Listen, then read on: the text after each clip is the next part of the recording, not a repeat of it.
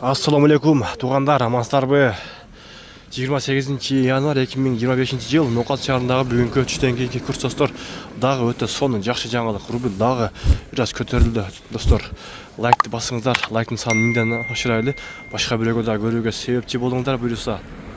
Рубль бірге шығады деген жақсы үміттеуіз.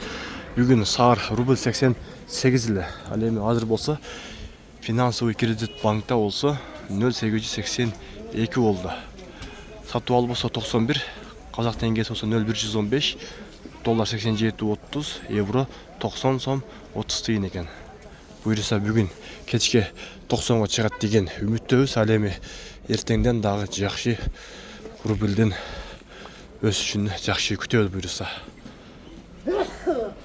Капитал банкта 88 рубль, сатып алып болса 92, доллар 87.30, евро 91 сом 40 тиын. Қазақ теңгесі болса 0,118. Достар, жақшылай көріп жатауы, комментарийға жазыңыздар.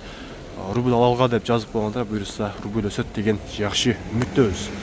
Ал эми кейінгі Байчин банкта дағы 88 екен.